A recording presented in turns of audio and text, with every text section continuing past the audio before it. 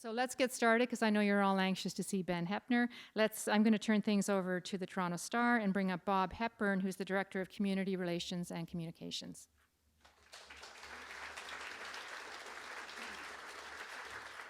My role tonight is to formally introduce Ben Heppner and Richard Ouzounian. Let me say a few words about Richard first, and I'll try to keep it short. For the past 35 years, Richard has worked professionally in the world of performing arts and arts journalism. In that time, he has written, directed, and acted in more than 225 productions. He served as artistic director of 5 major Canadian theaters and has been associate director of the Stratford Festival. Richard has taught and/or directed at the University of British Columbia, Simon Fraser, the University of Winnipeg, George Brown's College, Sheridan College. He has also hosted a weekly CBC radio program on musical theatre and has served as creative head of arts programming at TV Ontario. And since 2000, he's been Toronto Star's chief theatre critic. In his spare time, and he does have some spare time, he's written 6 books. Toronto Life magazine has referred to him as the city's most influential critic. I'd go further and say he's Canada's most influential critic. Ben Heppner. As all of you know, he is a renowned worldwide as the finest dramatic tenor active today. He has performed on the opera stage, in concert with the world's leading orchestras, in the most prestigious recital venues, and in recordings.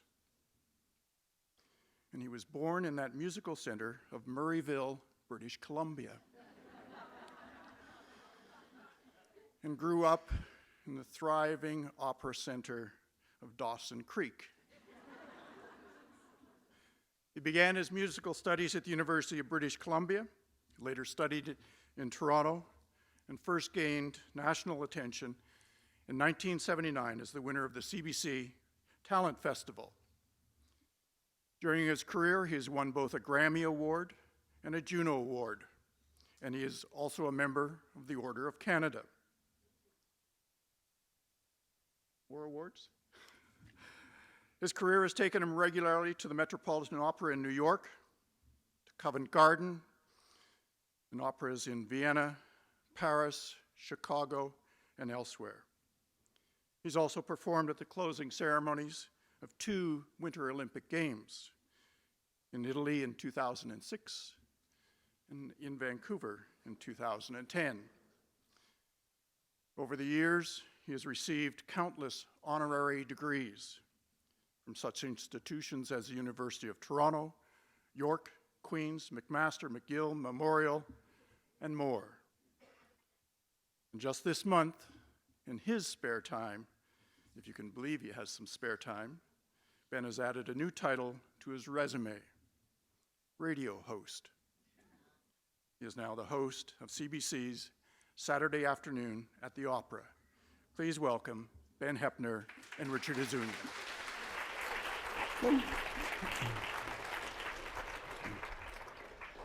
So Ben, make a joyful noise unto the Lord. Is that how it started? Or what? Yeah, essentially, and in our family. At home, church-going family, and we sang everywhere. We must have been horribly annoying to the side.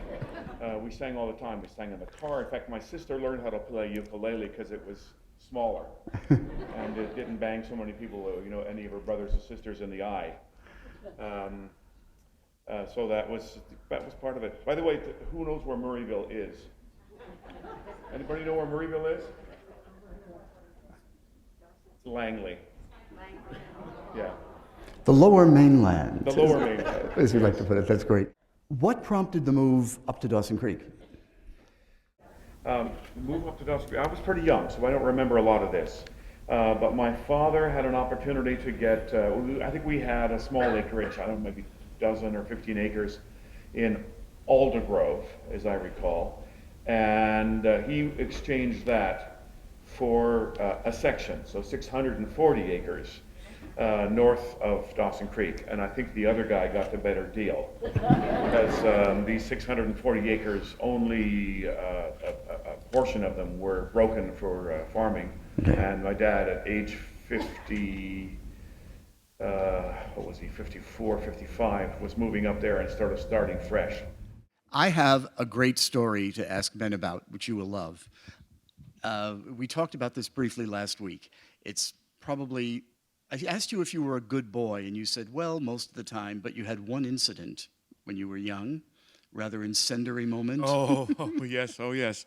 I actually referred to it on the program last week. I did a thing about I did a show about fire and smoke, and yeah, I burnt our house down when I was 3.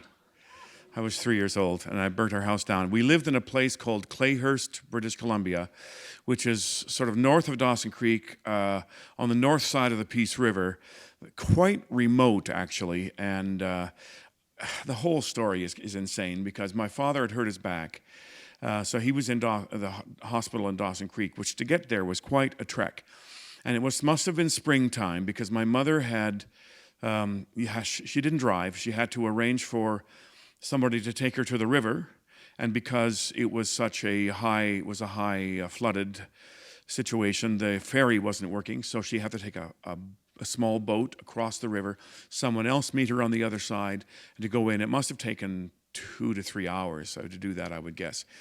And then on the way back, she comes to the far side, the far side of the river to our house, and finds out that her house is gone. And yeah, so I burned her house down. The moment that you did it, I don't think you did it intentionally, right? You were playing with matches. I was playing with matches. But then this is where the guilt comes in. I think once you noticed it was catching fire, you ran away, right? Well, I did. Yeah, I sort of, kind of emerged. And my older sister and then my next oldest sister, they were in the kitchen, and they had another sister and then a brother. They were out working on the tractor, and when I first came out, my oldest sister said, "I smell smoke. Have you been playing with matches?" And then after a minute or two, she went, "I really smell smoke," and she walked into the living room, and the bedroom. There was already flames licking into the top of the living room. So she quickly got us out, and she got maybe 1 or 2 armfuls of things, and that was it. Wow. It went up like just like crumpled paper. Now this itself is an interesting enough story, but what I really love is when you kind of got we talk about repressed memory syndrome. I think Ben repressed this for a long time until you were doing Lohengrin, I believe. Right? I was doing Lohengrin in Munich maybe 3 years ago now. And the particular production has Lohengrin and Elsa, the 2 main characters, build a house together. And so that starts in Act 1, and by Act 2, it's sort of, you see the exterior finished. Act 3, they swing it around so that the public can see the interior when then there's this bridal chamber. You might know the tune, dum dum da da dee dee da da, right? So that's the beginning of Act 3. And so Lohengrin has asked Elsa she has to make a promise not to ask what is his name and where he's from. And of course, there's these evil characters who work on her, and finally she starts in on the topic in Act 3 and eventually goes for it and asks the question. Lohengrin is very unhappy, and he tells her, "Go gather everybody, I'll tell everybody together." And then in the staging, this is not usually done, he takes a cradle that he's built, which is upstairs. So you have to thump, thump, thump, thump, thump upstairs, grab the cradle, thump, thump, thump, thump, thump downstairs, put the cradle on the bed, pour gasoline all over everything, and light it. And then I walked out of the house, downstage, and then back to the center stage where the prompt box is. And I don't know if you know an opera, it's right dead center in the front. And I sat there and I looked at this fire as it was developing on stage. And this is dress rehearsal. Fortunately, dress rehearsal. And all of a sudden, all the house from Clayhurst comes flooding back to me. And I'm looking at this and I'm thinking, you know, you've never mourned over that. And I started to cry, and I was trying to think, you've got to sing in a minute, like, and I mean, I couldn't stop it. So I have to go off stage at a certain point, a quick change, back on, and I was able to arm's length my emotion. And so then I finished that, and off I went, and there's a Starbucks right close, so I can get it's not just about the coffee, it's about the internet connection. And so I phoned my wife back home, and I said, you know, the strangest thing just happened to me. And then the reaction was even stronger when I was telling her the story. And yeah, so that was 50 years to get the mourning over that thing, over the house burning down. I mean, it's such an amazing story because you would have never expected it to pop up and haunt you. But I'm curious, I mean, because you deal with a lot of operas that are full of huge emotions and huge moments. Have other things in your life ever reverberated on you suddenly that caught you off guard? That's the biggest one that I don't know if I can come up with any right off the top of my head. There probably have been. I'm just not able to tap into them right now. I'm just curious because, like, Tristan last year was magnificent. Did many of you see Tristan? It was superb. And there were so many kind of primal moments in that, you know, about birth and death and love. And I sat there in awe watching you and thinking, how does he go there every night? I guess I have to ask you, how do you go there every night?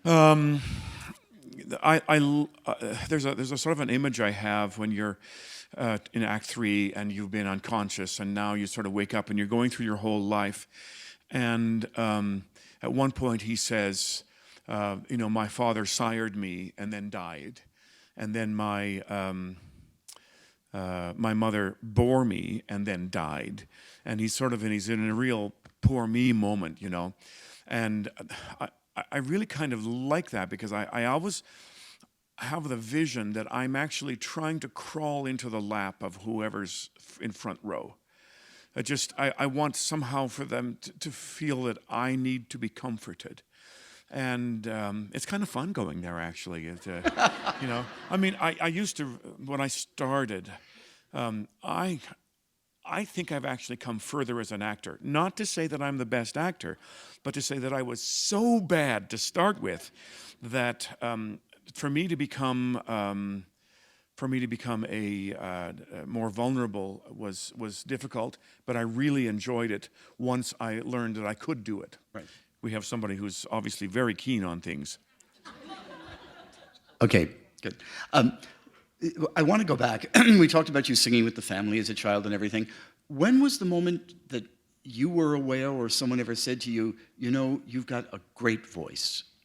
Well, when I was a kid, I knew that I could sing higher, louder, faster than anybody else. I mean, it was in my little circle. I was aware of that, and it was just, I don't know that I became anything different. I just could. And there was something about music that kept attracting me. It was very much a moth to the flame. And so I started taking trumpet lessons in my 7th grade, and then joined the band in 8th grade when I went to junior high school. And the band was not particularly successful. I think by grade 11 it maybe had faded. And but I had a bit of brass instrument, and I had that taste of music, and I had begun to sing now in churches and some community events. I used to sing for, you wouldn't know what this is necessarily, but there used to be a group called the Wally Byam Caravan. Apparently Wally Byam was like the inventor of the Airstream trailer. Am I right? Yeah. And so they would come through hundreds of trailers, would all park in this one lot, all perfectly placed, and then they would have these community events. And I used to sing at them once in a while.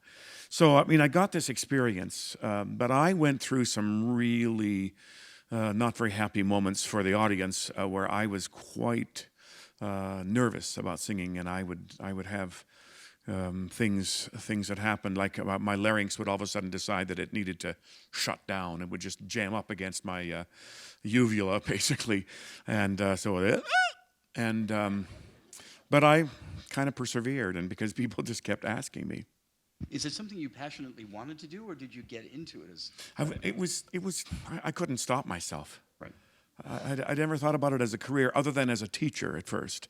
And then when I was at university, then it started to, my eyes were opened to wider possibilities. Right. Interesting thing. I mean, you were singing hymns and folk songs and maybe some pop songs when you were younger. You have told me there is one kind of music you hate. You might as well reveal it. Country and Western. And the horrible thing is in the small city of Dawson Creek, that's what you heard. But nowadays, when Ben Heppner sings a hurtin' song, it's by Dickie Wagner. So, but with the music, I'm curious about when it became opera, when you suddenly went, oh, this is, the old line in Harry Potter when Maggie Smith says to Daniel Radcliffe, the wand chooses the wizard. Did the wand choose you? Yeah. Music was a thing. I loved singing, and I followed that path. But I didn't know that opera. In fact, in university, I did a little bit of it. I did full opera Rusalka in an English translation, and I did some small excerpts, but really not that much. And I really didn't get it, to be honest, not at that point. And after I won the CBC competition in 1979, it was that thing, that particular win, that made me think, hey, maybe I can make a living at it. Still not thinking opera, but people kept saying, I think your voice is really suited to opera. You should do more of that. And then I started to, and after 1 year, so in 1980, in 81, so 2 years after I won the CBC competition, I moved to Toronto to go to opera school in 1981. And I only lasted a year because the COC offered me a position in their training ensemble. Was it Lotfi who spotted It was you? Lotfi, yeah. Tell me what you remember about him, because we're all thinking of him because he passed away so recently. Yes, well, he was, always very sort of animated, and I remember one thing. I don't know why it comes to my mind, but I started in the summer, and we did all these things down at the tent, which has a whole raft of its stories all on its own. But I remember him. He always had this big handful of paper towels, the kind you dry your hands with in a washroom or something, and he always had a stack of them, and he would take a few and he would always wipe off his bald head. I just remember because it was everywhere, and very affable and very animated. He would always want to act things out for you, and then you would basically be doing a Lotfi imitation. Right.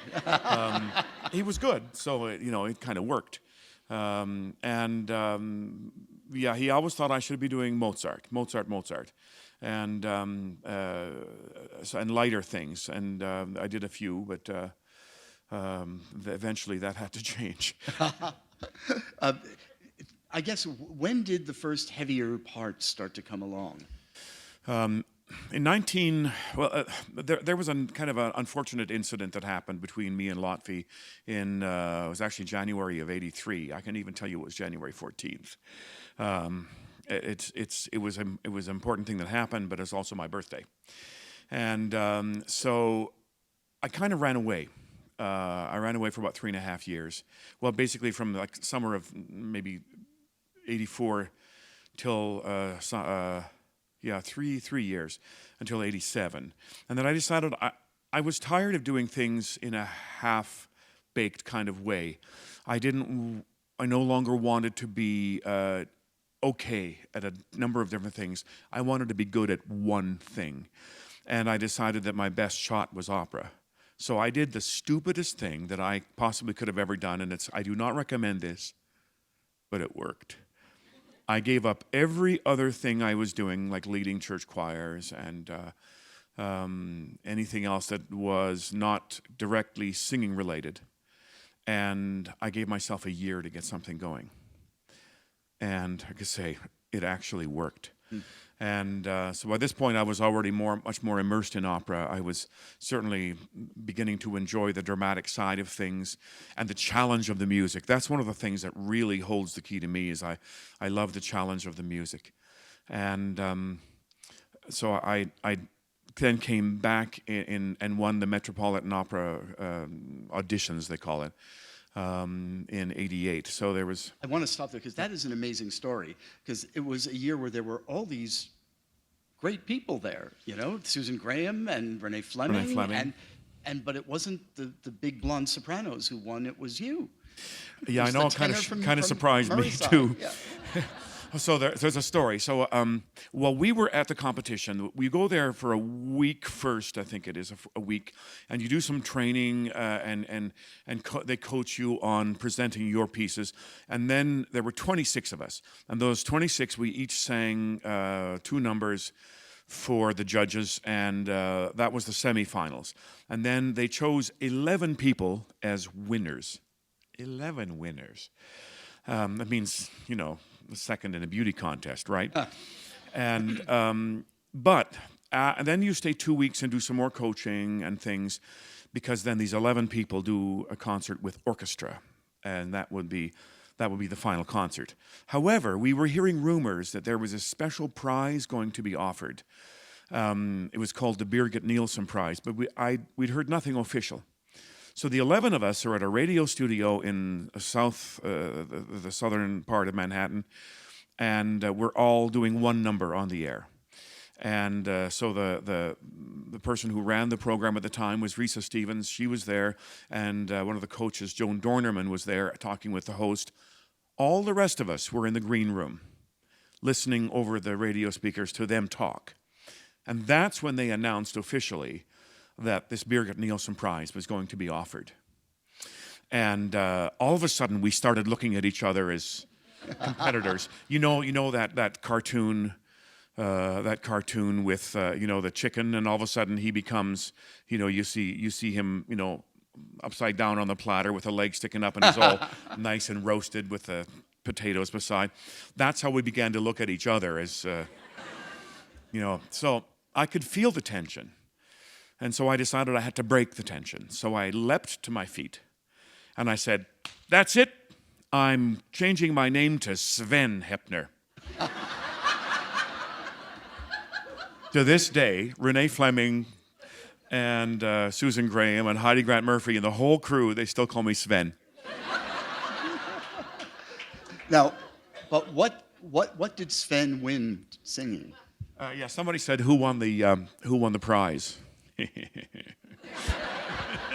And what did you do? What did it?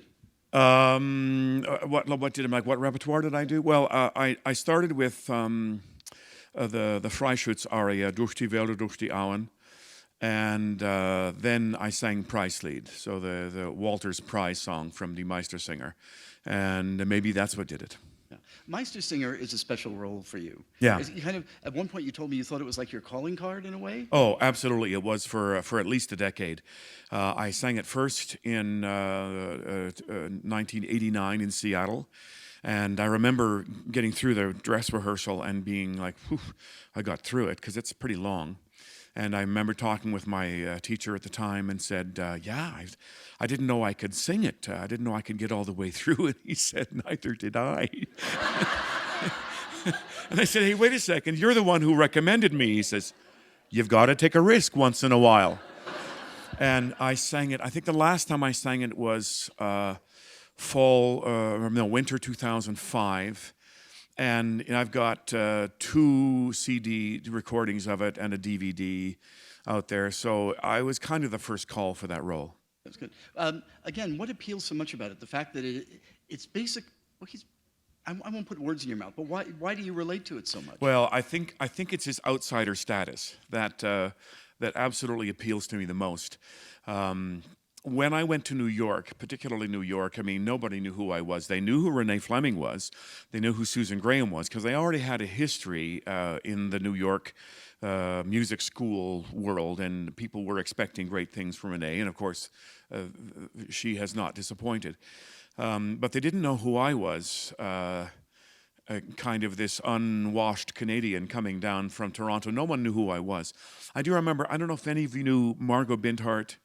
God rest her soul, she's not with us anymore, but she came down, and because I was the lone Canadian representative, and I guess I wasn't as spectacular as I might have hoped in the dress for her in the semifinals.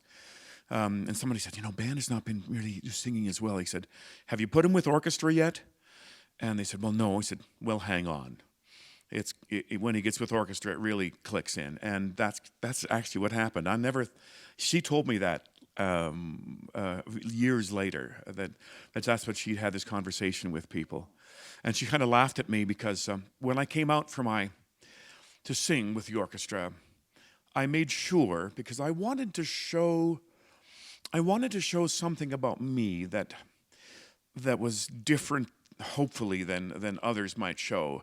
And that was when I came out, and this is probably not the right thing to do in a sense, but there were these people dressed in, it was a set. I don't remember what set it was, Werther or something. And there were some pages at the door, paging the door, and they were dressed in these really real costumes, maybe even in the white powder wigs. And they were quite formal. And I reached over and I just touched him on the shoulder. And then I went and sang, because I wanted to show something different about myself. And Margot gave me the hardest time about that. She said, oh, he's going around shaking everybody's hand. What's the magic that happens for you with the orchestra? I don't know. I just love singing with orchestra. There's colors, there's sound, there's support. It feels, particularly in the repertoire I sing, you don't feel like you're the one out front and center. You feel like you're part of something bigger. Particularly with Wagner, as you're in the middle of this sound. Whereas Verdi, you tend to stand front and forward of the orchestra. I'm speaking of the sound and the way that he's written it, and so you think of di quella pira, but that orchestra stays kind of underneath you and behind you, whereas in Wagner you're part of it. That's cool. Now, I guess what they call be careful what you wish for, you might get it. You become successful, and you're traveling all over the world, which is exactly what you don't want to do as the family man that you are. Yeah, that was hard. I remember there was a time, it was before 96, because in 96 there was a change. And I was traveling, because I have to fill out my tax forms every year, and one of the ways that I would do it is I would add up how many days I was away from home and then charge a per diem for my living expenses beyond that. And it was close to 300 days, 280 to 300 days every year. And Karen, my wife, asked me, it's going to sound a lot more knife-edged than it really was at the time. She said, basically, how many more years of not being home are there? And it really wasn't meant as a knife. And I'd been trying to figure it out. And I remember taking my boys to music lesson. I was in the old, family minivan, sitting outside waiting, and I'm wrestling through this whole thing, and I'm trying to figure out. And I knew that there was a trap. If I limited the number of performances, what happens is the rehearsals will expand to fill all that empty space. And I was liking the idea of singing about 50 performances a year. That's a comfortable living. And good use of your resources. But I didn't just want to end up in rehearsals in foreign cities forever. So I finally came upon a number that I was going to be happy with. And then I instituted that. The world, the operatic world, thought I was committing careericide. And it actually was quite the opposite. Because what happened was the old economic principle of supply and demand. I was less in supply, therefore I was more in demand. I think more people should do that. It really was fantastic. And then I knew that I could say that although I'm away a lot, I'm going to be home much more than I was. Right. Do you ever feel you've lost out on anything that way? Yeah. I don't think I ever missed a Christmas with my family, but lots of birthdays and anniversaries. And so we started doing, we would find a day, I'll say in June. So I have a son who was born in June, so we have to celebrate his birthday. Well, that's also Father's Day. And one year I remember it being graduation for one of the other son. And so we had to celebrate all three things on that very same night, because this was the only night that we could all get together. And that kind of a thing was I wish we could have done it more, but on the other hand, we had to make an effort, and therefore that was special. Yeah. Again, obviously there's a great love in your family, you for them and them for you, but when it has to be compressed like this, like tonight we're all going to love each other a lot, what does that do? I mean, it was my kids have been really, really forgiving. I mean, I've sort of, had my big bag load of guilt that I have sort of said, hey, I haven't been home for everything you've ever done, and I'm sorry about that. But they've always said, yeah, but when you are home, you were totally 100% home. You're not kind of absent in your head, wishing you were away or having some other things. So I would take them to school. I took over that job when I was home, and because our boys went to school 20 kilometers from our house, and I would drive them and pick them up. And in between times, I might rehearse or whatever. But I was always there. If there was a basketball game or something, some sporting thing, I was there, making a horrible racket. So they knew I was there. I don't yell, by the way. I have a whistle, and it's devastating. And I do remember, this is kind of it was volleyball. My older boy is a pretty good volleyball player. He was the captain of the team, and they're playing UCC, Upper Canada College. Formidable opponents. They usually win everything. Excuse me. And I'm in a relatively small gym, and I'm whistling, and I'm just really whistling. And so the captain of the UCC team complained to the ref, and the ref says, "I've been listening to him." Because the reason that he was complaining was they couldn't hear the whistle for the serve. Oh, okay. And he says, actually, I've been listening. He never does it when you serve. And so then the captain of the UCC team comes to the captain of our team, which was, of course, my son, and says, "Can you get the fat man to shut up?" And my son looks at him and said, "The fat man's my dad. You going down."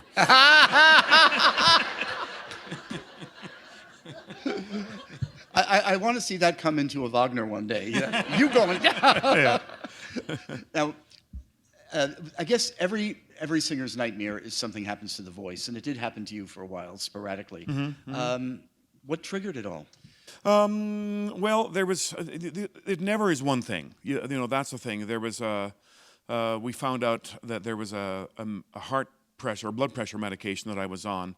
That was it's some of you people may know what this is, an ACE inhibitor, and what it does is it messes with. They say that you get a bit of a cough. I never got a cough, but what happens is the reason you get a cough is that it takes the saliva that's normally there present, it's thin and runny, and what it does is it sort of becomes thick and white and globular and sits on your cords, and it doesn't do the function of lubricating the cords.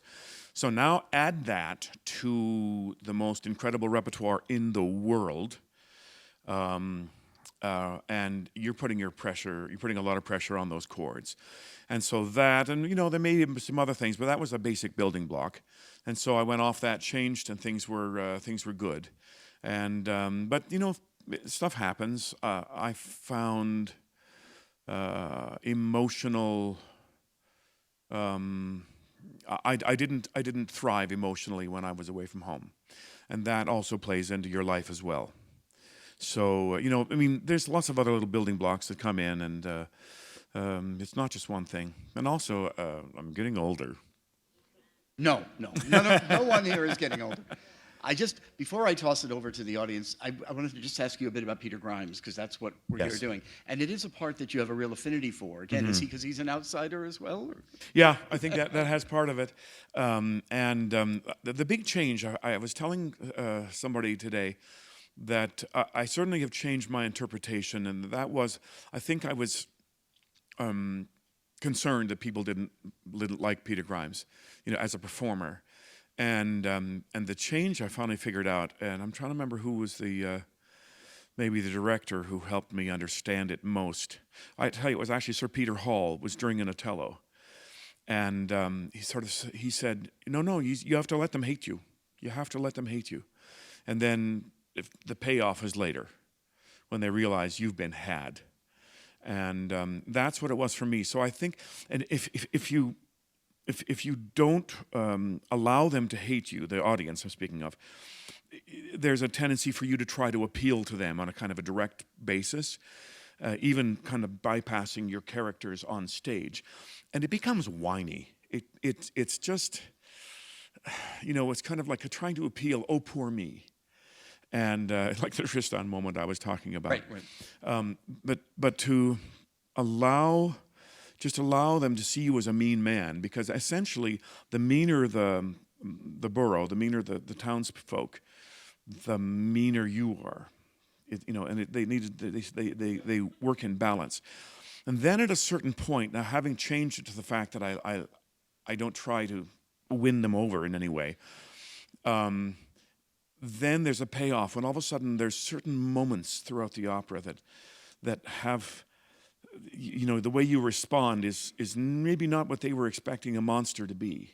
Right. And between Britten and Piers and Montague Slater, who did the libretto, it evolved into a much more complex character than the original poems by Dr. Crabbe from the early part of the 19th century. That was the basis of the story, was these called The Burrow by Crabbe, the poet. And he was really just a monster. But when they took it, they made him more complex and more many more facets. And finally, even in the hut scene, when he's sort of yelling at the boy to get his boots on and his coat off and put on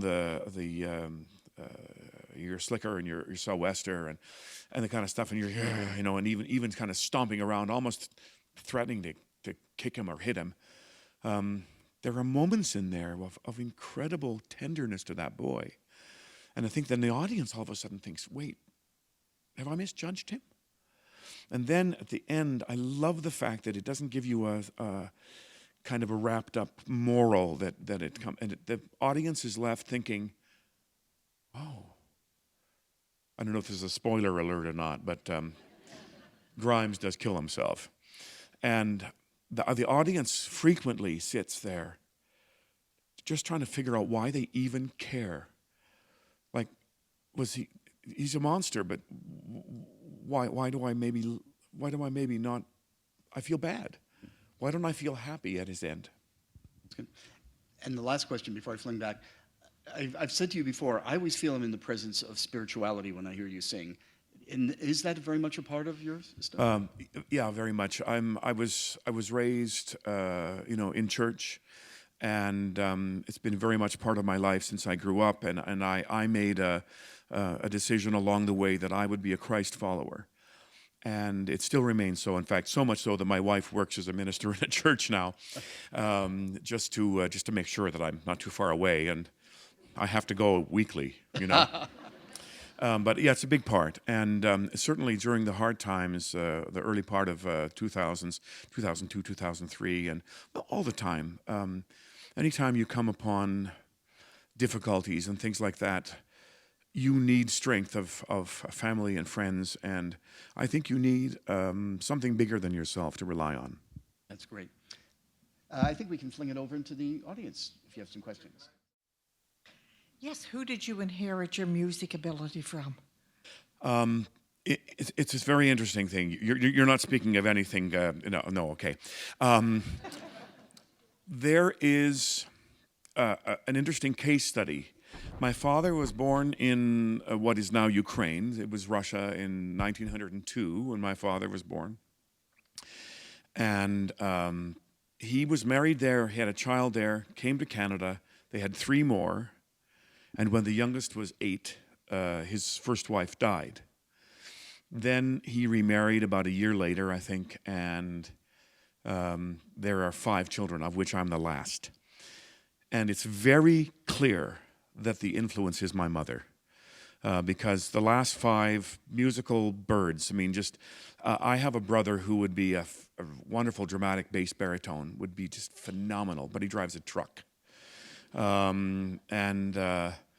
You know, each, I have a sister, my next oldest sister, she sang in barbershop, Sweet Adelines, and for a lot of years. Just, they've all had a musical streak. Now, the older 4 had lovely voices, but not that that really strong connection to singing. So it's my mom.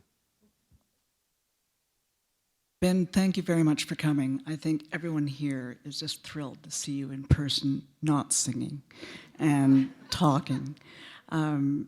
You've brought back a lot of memories for me. I was part of the COC backstage. I'm a Ryerson Theatre graduate in the 70s, mid-70s, and I was at the Toronto version of the Met auditions. February of '88. That's right, when you were singing here. And it was quite spectacular. Then I went, Ben Heppner's going to win. And you did, and thank you very much. You brought us a lot of joy and glory. I remember the Bindharts very well, and Rosemary and Dean Dover, and Days and Nights Under the Tent. And I have one question, though. Why are the best Helden tenors from Northern Canada? Related to Moose? I don't know. I don't know. You know, I think the difference is the honest relationship to, and also some of the other fantastic Helden tenors in the world.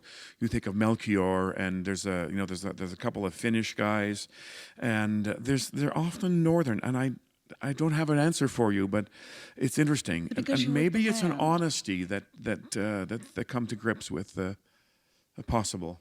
Actually, I'll give you a small story about the round at the Met in Toronto. It was at the U of T Theatre, not Walter Hall. It's the other one, Macmillan Theatre, and I sang the first one. I did Affreux et douce image, and and then I had sort of hoped I wanted to sing For Del Mar from Idomeneo, which is really, really tough coloratura things.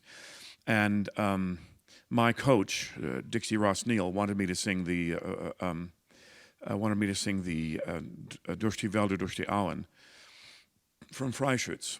And so when I first sang the first one, the routine was to wait until the judges decided what was the next piece. They would tell me, and I would go away, come back 40 minutes later and sing it as the second round came through. And took a long time deciding, a long time. And finally, at least when you're standing there, they came back and they decided it was to be Freischütz. My coach was thrilled. My wife thought I maybe didn't know it because I didn't know it properly because I was so sure that they would take the Idomeneo.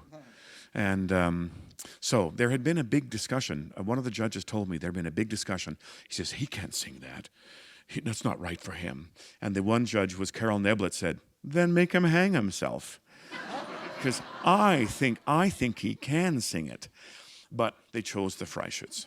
And anyway, so that was the backstage. That was one of my friends was sitting behind them and heard all their arguing. It was kind of fun. Go ahead. Again, welcome. Thanks. It's great to see you in person and not pay hundreds of dollars. You should do what I do. Go to the dress rehearsal. My question to you is, if you could, unfortunately, Caruso is gone, Mary Olanza is gone, the latest Luciano is gone. Is there anybody who either has passed on or still alive that you would love to sing with? Well, of course, those guys are tenors, so I wouldn't have sung with them because they'd be doing the role I wanted. Well, there were anybody who's passed on that I would have loved to have sung with. I got to sing with Sutherland. That was fantastic. Yes. I got to sing with Leonie Rieseneck a fair bit, actually, and I still keep in touch with her. Do you call a male a widow? with her widower. Anyway, who else might I have liked? Oh, Leonard Warren. Oh wow! I heard a recording because part of my radio show thing is I was listening, to YouTube excerpts of this or that, and I came upon, it's the Tosca. I guess it's the end of Act 1. That big kind of it's not called Credo. That's Otello, but there's that big sort of where he really outlines what he's all about. This pure evil Scarpia, and I was a YouTube clip, and it's just unbelievable how fantastic it is. It was recorded 1 week after I was born, and I thought, wow, I would have wanted to have sung with that guy. Leonard Warren was among those. Well, like they did with Natalie Cole and Nat King Cole, maybe something like that could come together. That's right. Ben Heppner singing with dead relatives, yeah.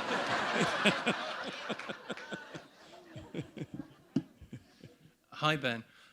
Peter Grimes is a really interesting role because it's been interpreted in so many different ways by so many different kinds of singers. I mean, it's been sung by Helden tenors like yourself and John Vickers, but it's also been sung by much more lyrical voices like Yes. Peter Pears and Philip Langridge. Yeah. So I just wondered, is there a particular approach, apart, of course, from your own, or a particular kind of voice in the part or even a particular singer that you particularly like in the role, and why? Well, I really like Phil Langridge, and in fact, he wasn't quite the same line as Peter Pears. I mean, he was a little bit more. I don't know what's the word I'm looking for. There's a bit more acid in there, and it's a bit of more core in his tone. I had Philip and his wife Anne. His wife's name is Anne Murray, by the way. I had him up to our house when we were in Salzburg, and just an amazing fellow.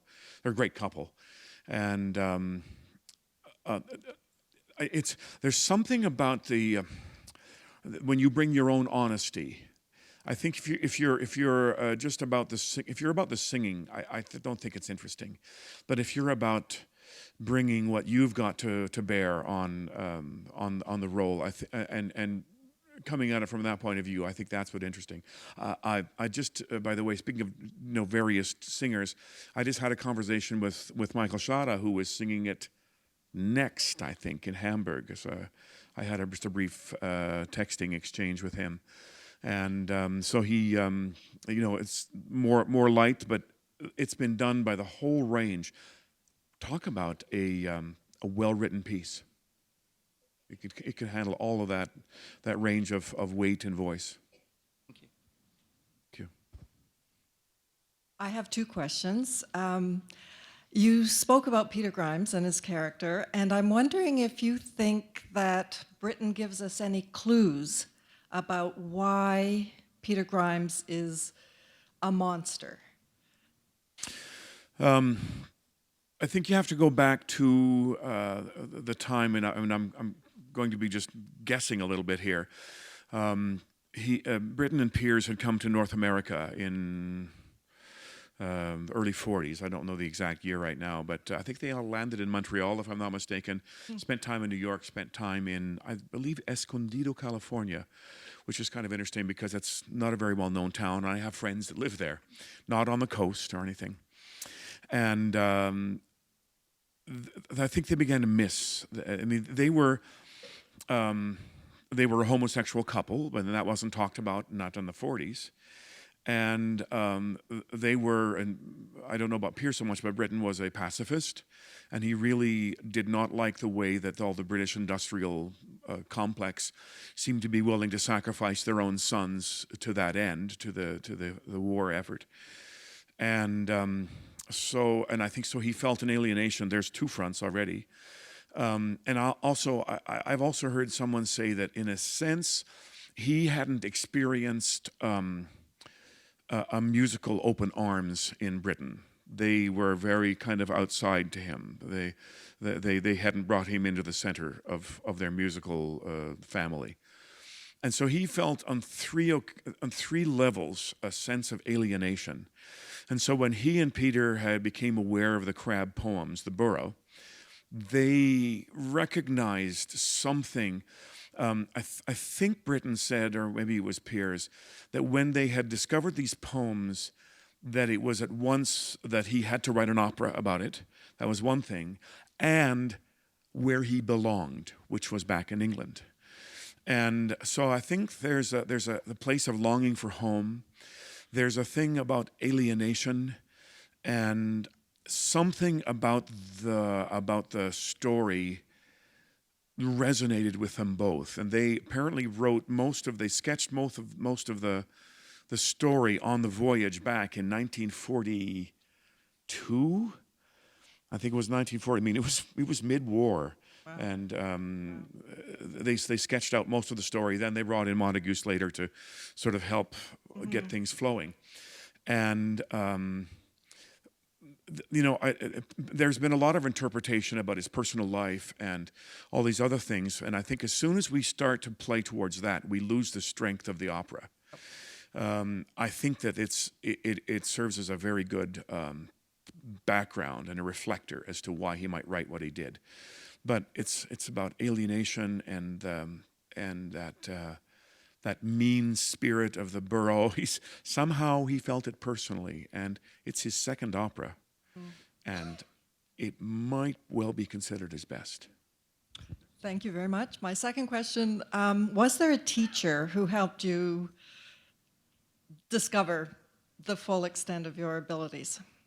Yeah, Bill Neal was here in Toronto. He and Dixie, and they're married to each other.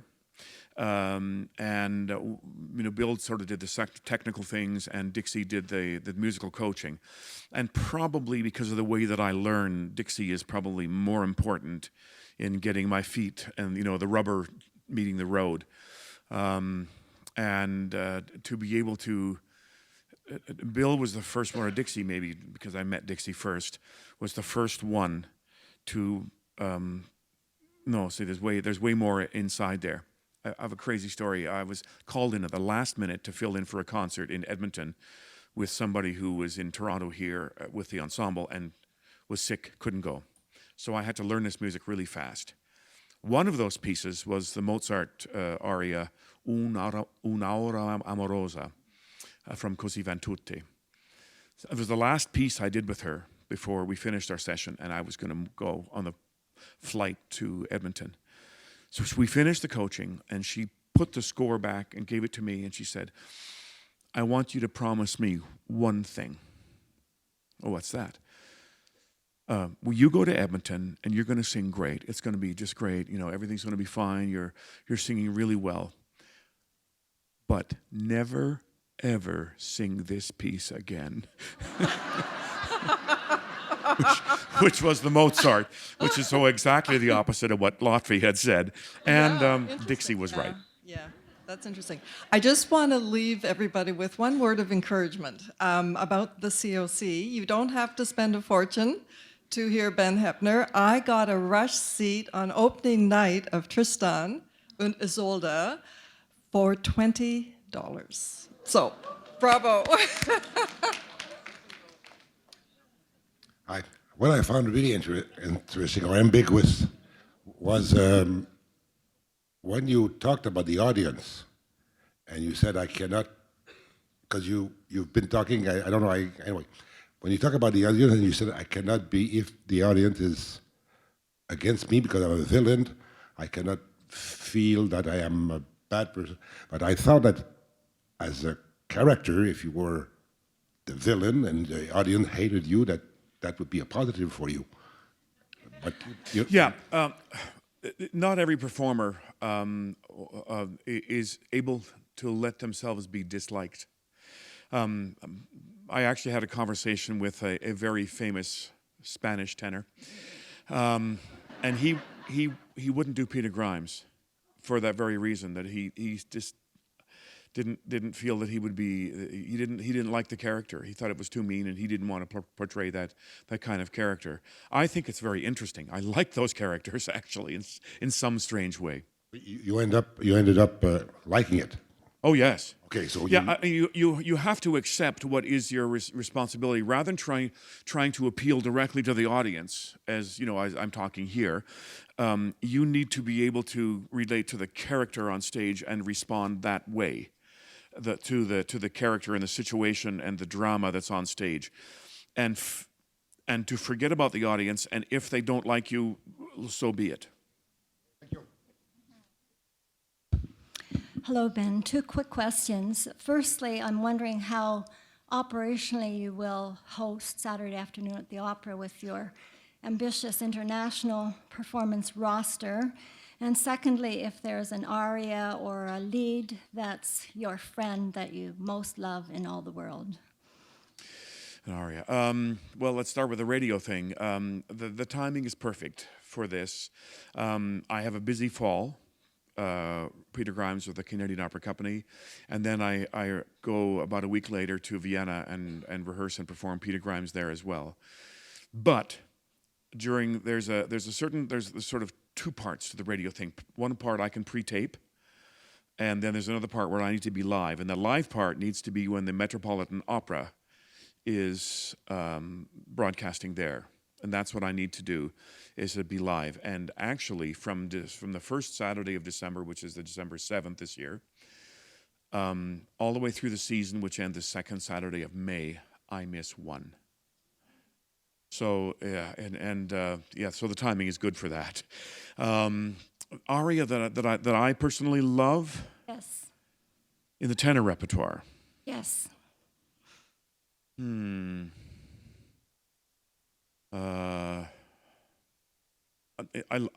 That's all the music I sing is just, I love this stuff.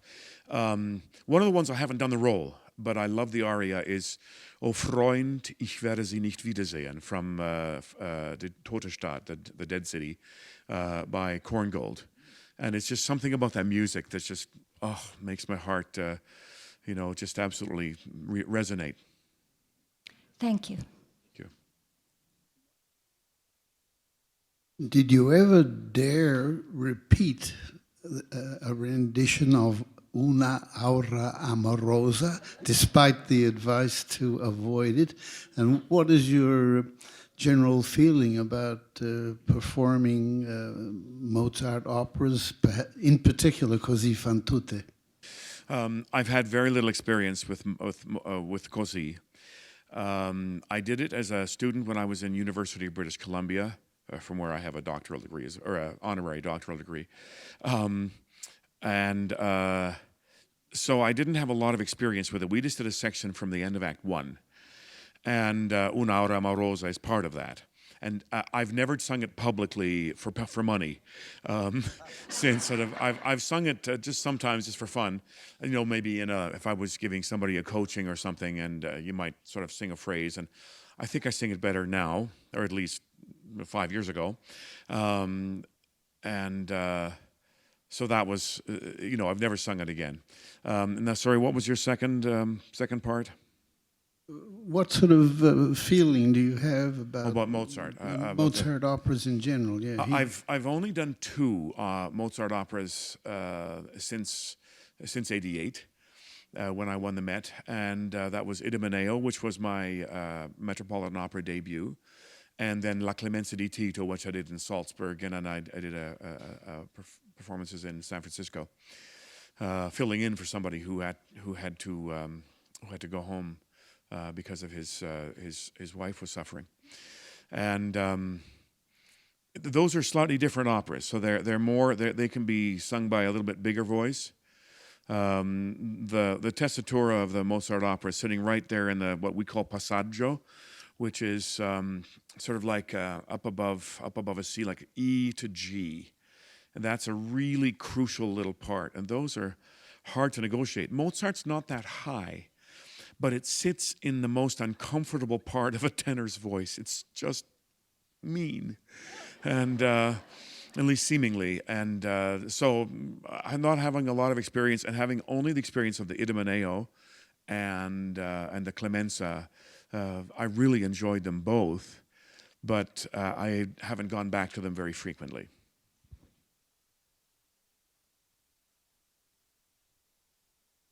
I wanted to say thank you for taking on the Saturday afternoon at the Opera. I've heard your broadcasts, and I really enjoyed them. Thank you. The question is, how do you learn a part on very short notice? Or in general, if you have a large repertoire, how do you learn so many parts? I don't have as many roles as you probably think I do, because those have sort of come in one at a time over the 25 years since I won the Met. And learning the part, I'm glad I don't have to learn a lot of new ones right now, because it's taking longer. And I have to say, when I learn a role, I kind of learn the words and the music together.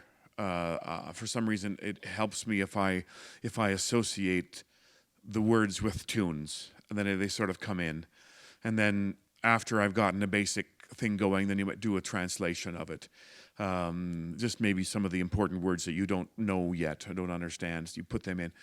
But I tend to learn it kind of in a cohesive whole, rather than, study this, study the musical or the drama and translate and then learn the music. I kind of mess it all together, and it just becomes a bit of a hodgepodge.